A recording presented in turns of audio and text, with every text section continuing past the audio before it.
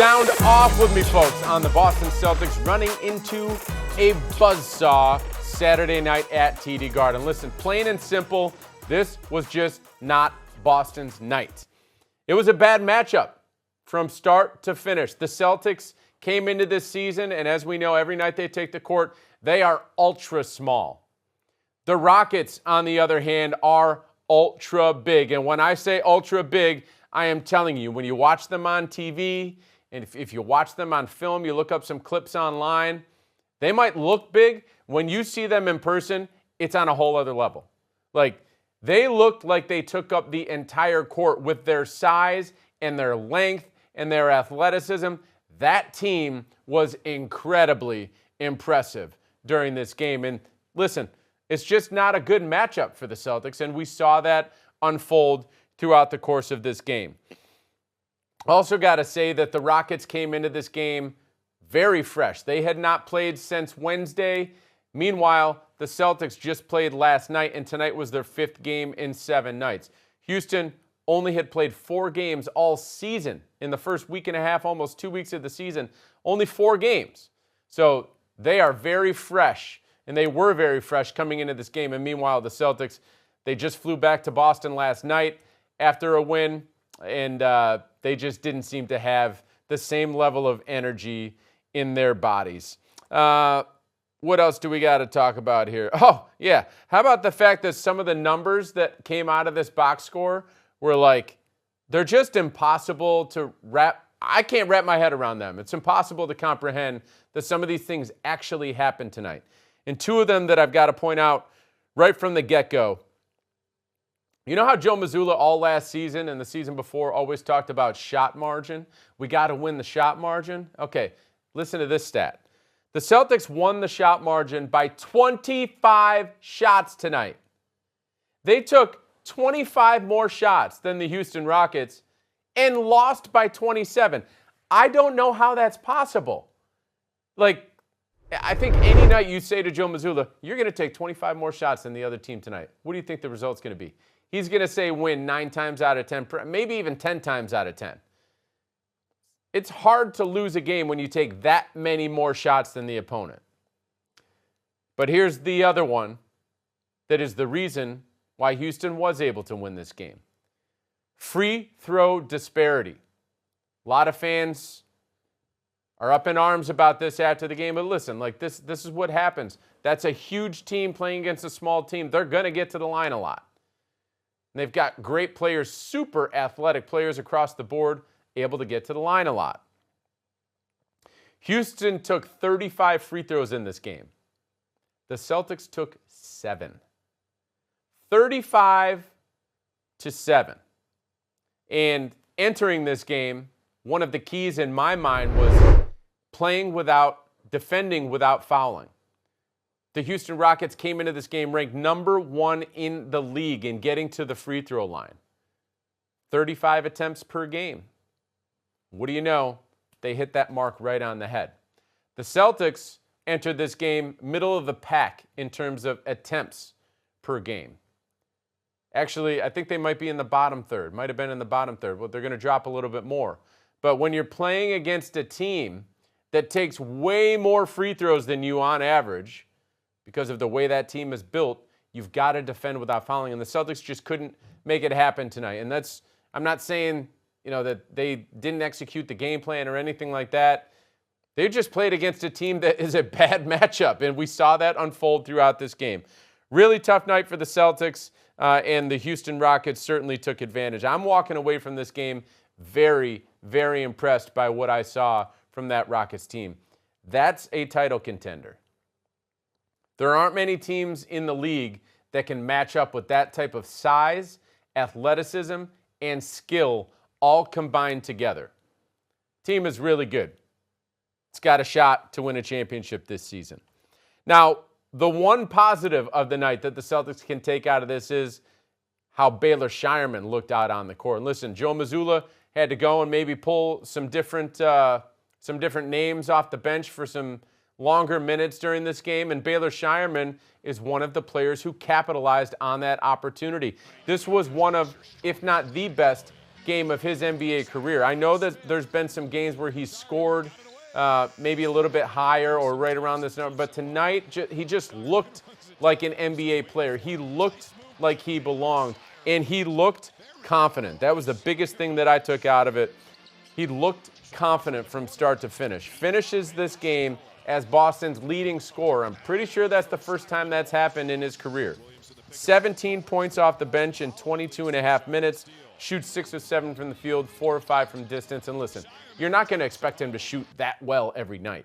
It's not going to happen. No one can shoot at that high of a clip.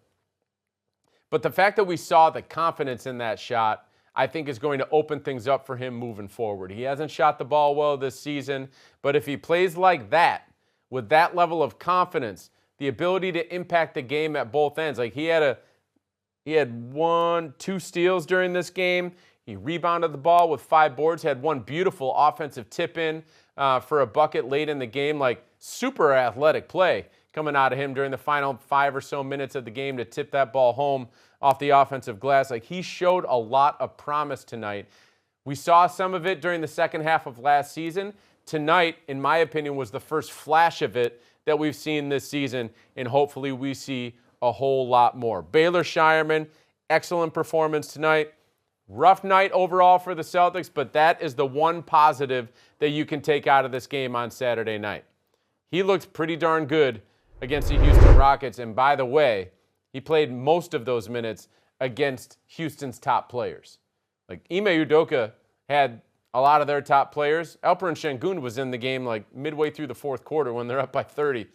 It's because the team hasn't played much this year. He wants to get them some run, but it's not like Baylor Scheierman was playing against a bunch of two-ways or anything on the other team. Like, he was playing against some very good players, and he put himself together a pretty darn good night. All right, we're only going to take one comment tonight. Number one, because of the result. Number two, because a lot of the comments were actually very similar. So we're going to take one. This one's coming in from Matt Mascarenas. I hope I'm saying that correctly. And he's got a comment on what a lot of you had a comment on after this game. So let's dive in to see what Matt has to say right now. All right, Matt Mascarenas has our one comment of the night, and he says one of those quote-unquote scheduled losses. Rockets so tough to contain, especially tonight, shooting the lights out of TD Garden. Should capitalize against Utah and Houston next week before a really fun and challenging mini-series in Orlando. Need White and PP to find their three-point stroke. All right, let's go one by one here. First part of this comment, one of those scheduled losses. Yeah, you might be able to say it. And sometimes really, really, really good teams, even great teams, might be able to win on a night like tonight.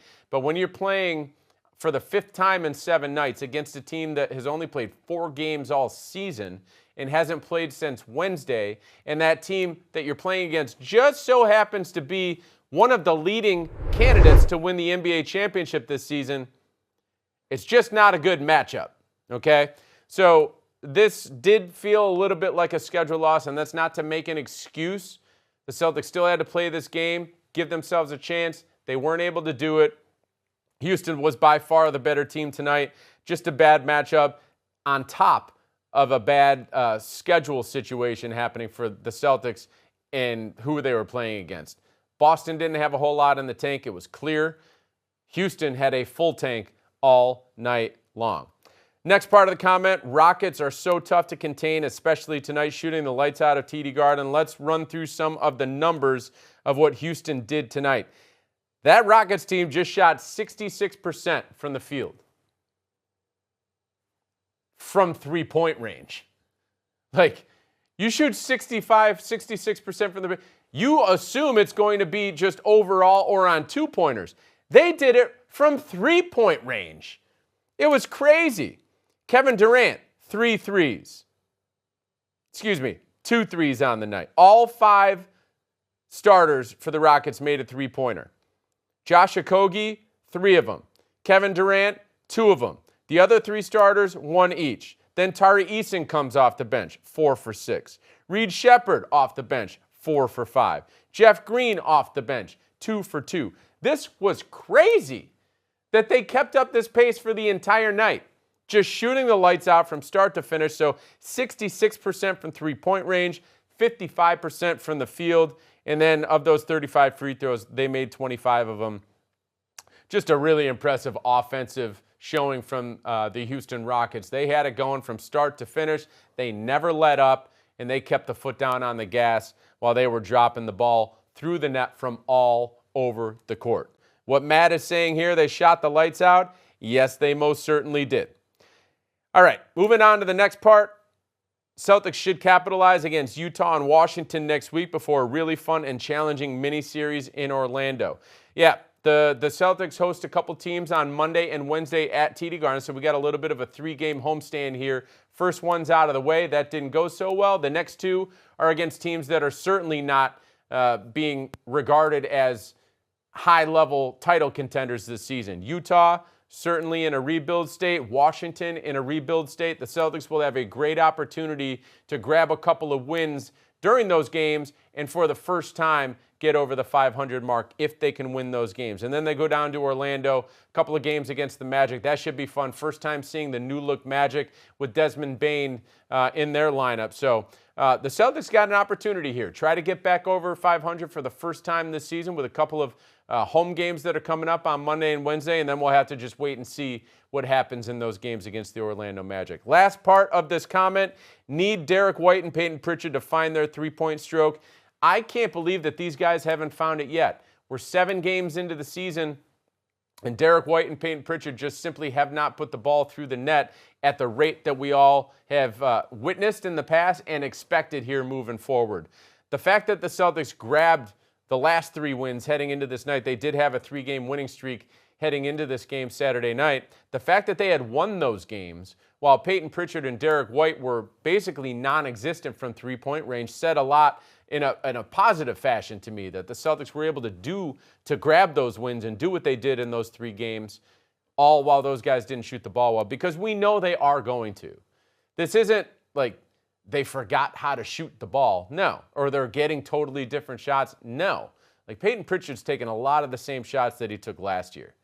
Derek White, maybe a few more sprinkled in of like pull-up jumpers, challenged three-pointers. But for the most part, he's getting some pretty good looks too. These guys are going to make shots. It's just a matter of when. So hopefully that starts Monday night when the Celtics host the Utah Jazz. We'll have to wait and see. That's the game when they're going to have a chance to get back to 500. So again, that game is coming Monday night at 7:30 at TD Garden. You can catch the game on NBC Sports Boston. And as always, make sure you come back to X and shoot me a comment after the final buzzer letting me know what your takeaways were from the game. And you might wind up right here in the next episode of Sound Off. Thanks for tuning in, and I'll see you Monday night.